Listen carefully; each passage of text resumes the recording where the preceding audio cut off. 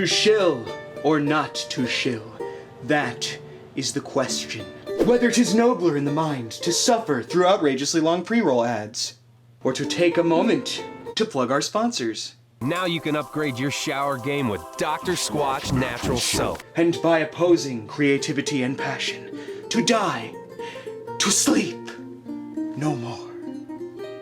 And by a sleep to say we end the heartache, and the 1,000 subscribers lost.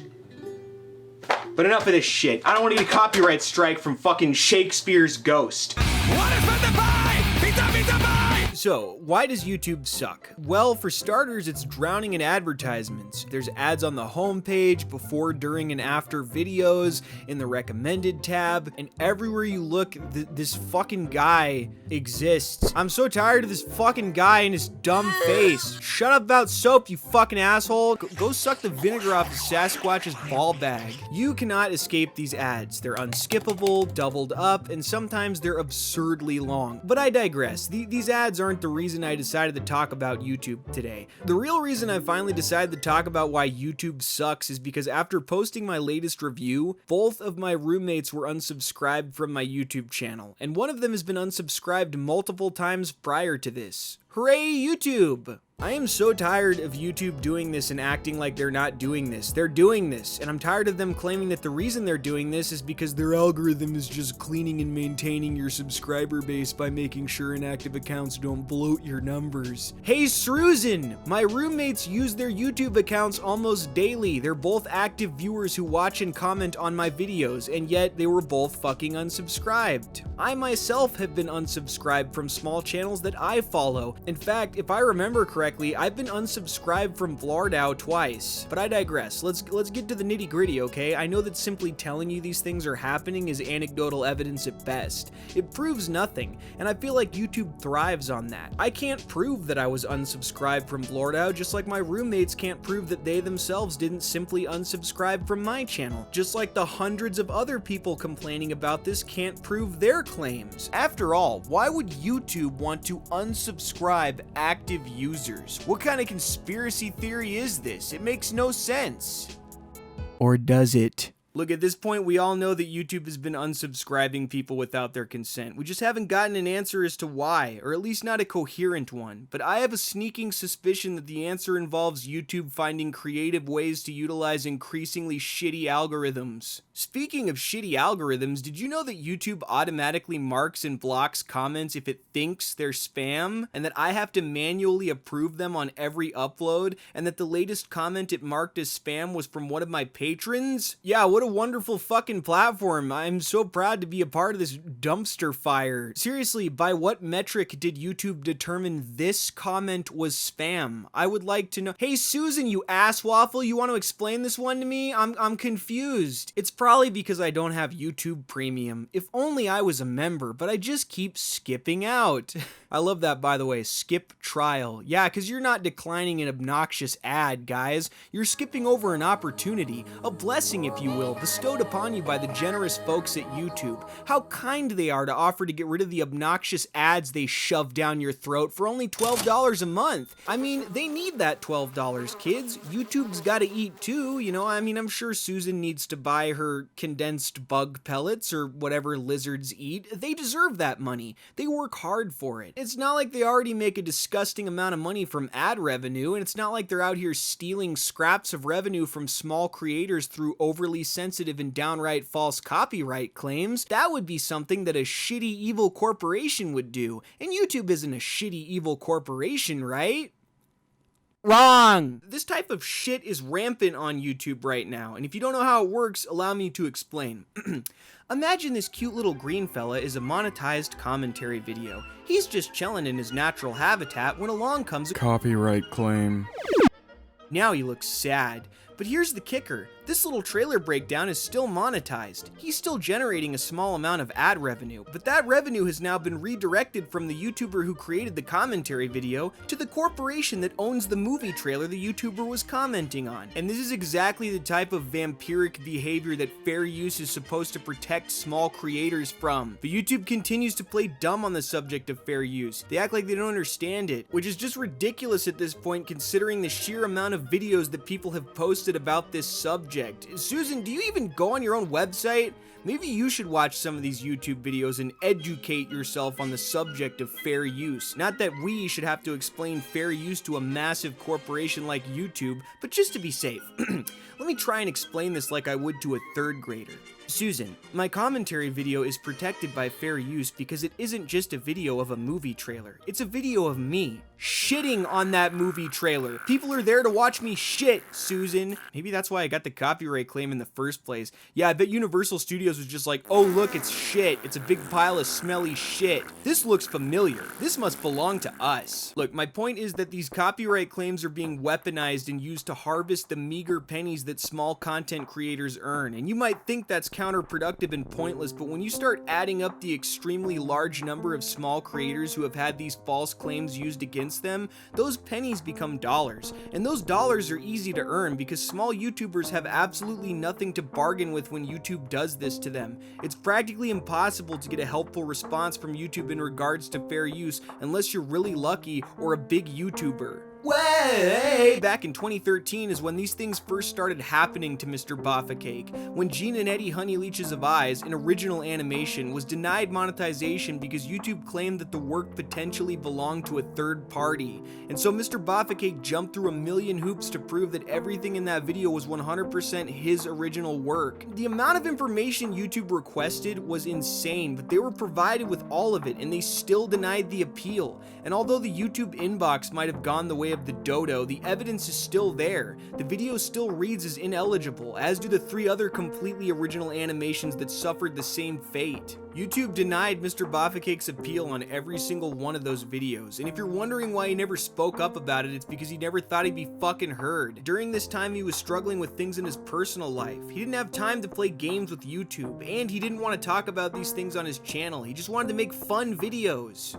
But I do want to talk about those things, YouTube, because you fucked me in the ass for the last time. It's war, bitch. So what's YouTube's excuse for all this shitty behavior? Well, they've never really been good at addressing any of the problems on their site. Just listen to this genius try to explain recommended videos. We don't actually, the way the system works is not where we have a video that we need to find viewers for. It's actually the other way around.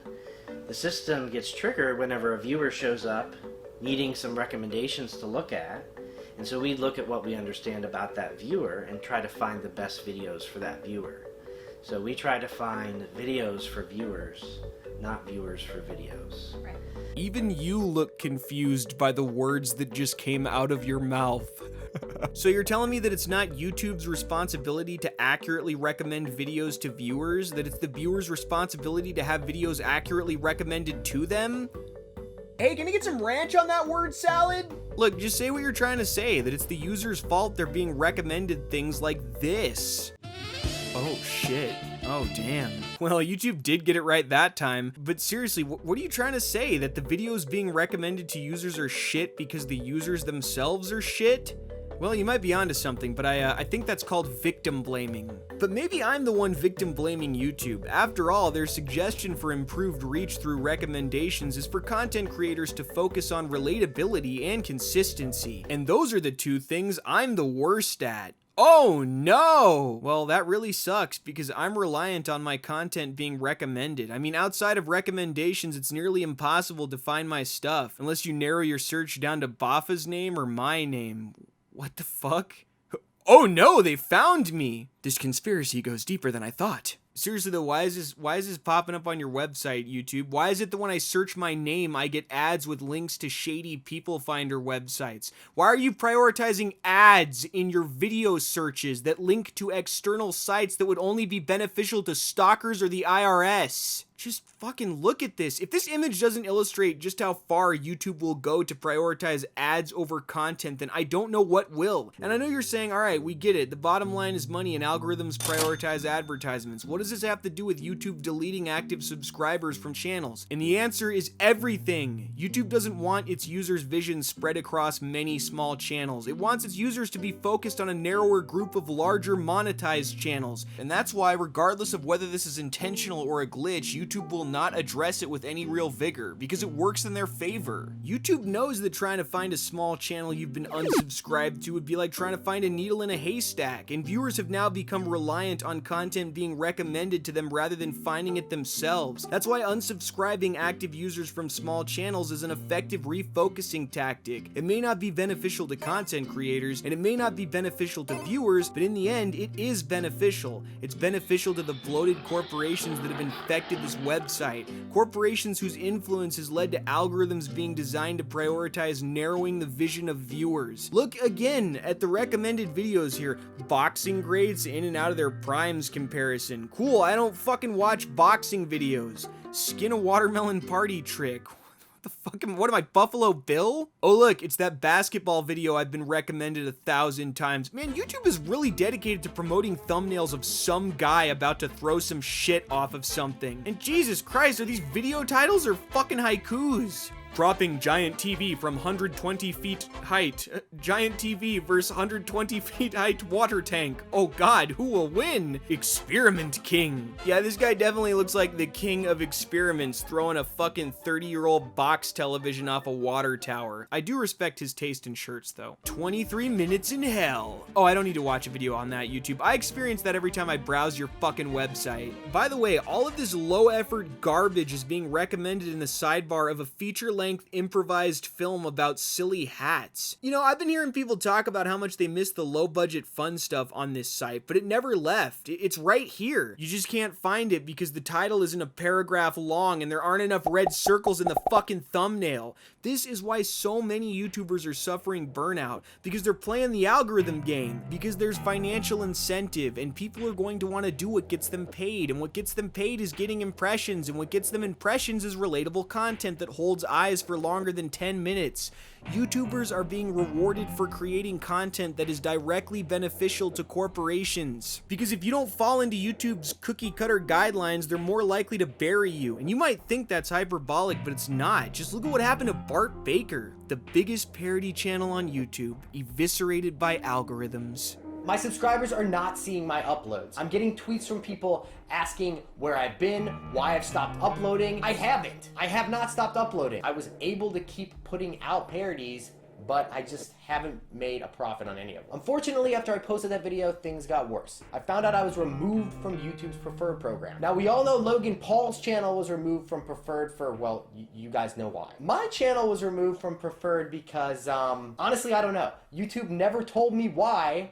I just was removed. I can tell you why you were removed from YouTube's preferred program, Mr. Baker. It's because they can't lay a Coke ad over a video like this. Your brand of humor wasn't marketable anymore to corporate tube, and so they flushed you. You simply weren't profitable enough, so you were put out to pasture and eventually purchased and repurposed by China. Now you might be saying, Petrus, this is ridiculous. Why would YouTube do that to someone? What would the point be? And the answer, yet again, is target advertising, kids. YouTube doesn't want 80 million fucking viewers watching Bart Baker if he's not shilling products. Those viewers' eyes are valuable to the Coca-Cola company, and they should be viewing advertisements, not degenerate art, because to them, your content is just a canvas on which to paint brand names, and a 10-minute vlog is perfect for ads. It's free real estate, baby. Advertisers love that over-bloated shit, because it gives them more space for ads, and they love it more when it's watered-down vanilla-ass child-friendly garbage, because a wider range of viewers means a wider range of corporations willing to pay for the ad space, and nothing is more valuable to these corporate cocksuckers than young, impressionable minds. They want the youth to associate these relatable YouTubers and YouTube channels with their products. They want you, the viewer, to consume. And as for the content creators, well, you're all just product shills to them now. That's why everything behind the scenes has been watered down so much. That's why your options have been limited, because YouTube's end game is ad-friendly mediocrity, from the content itself to the creator's engagement with fans. And that's why there's an algorithm that auto-generates safe and generic responses to comments, so that you can emulate engagement rather than participate in it. Well, I say, fuck that. This corner-cutting, dehumanizing horse shit is a death rattle. If YouTube continues in this direction, it will inevitably become an indiscernible sea of monotonous garbage. But it wasn't always like this. YouTube once prided itself as a place where people could go to post their silly videos and interesting ideas. But now it's a dumpster fire with algorithms centered around target advertisement. This platform is nothing more than a corporate nightmare, fettering its users to a constantly shifting set of rules and guidelines put in place strictly to gratify corporate greed. Don't get it twisted. YouTube isn't for you, it's targeting you. Its goal as a platform is selling views to corporations. What I'm trying to say is that Susan Wojcicki is a lizard, people, okay? She's a lizard. She needs your money for a new heat lamp. Lizard, lizard, lizard. Lizard, lizard, lizard. Alright, so what's the conclusion here? What do I expect you guys to take away from this? Well, the message is clear. I don't care if YouTube continues to bury me, but when they start removing active subscribers, hiding comments, and suggesting to me that I treat you like numbers instead of fans, that's when I feel like I need to pipe up, because you all are the only thing keeping me on this platform. Your love and support of my work has been my driving force, and I refuse to adhere to a bullshit system that devalues creators and viewers alike. So if you want to help me reach my goal of making videos full time, then please donate to my Patreon. And if you'd like to help me with my reach, share my videos with as many people as possible. But outside of that, I implore you to get ad blocks so that you can view my videos without having to listen to this walking bag of farts talk about Yeti soap. Because although I myself have demonetized all of the content on my channel, third-party claims on my work means ads on my videos regardless. I have no control over it. And for the record, I do not consent to corporate cocksuckers pushing products on my work just because I commented on their movie trailers or used a small bit of audio from a song that's made them millions. And that, ladies and gentlemen, is why YouTube fucking sucks.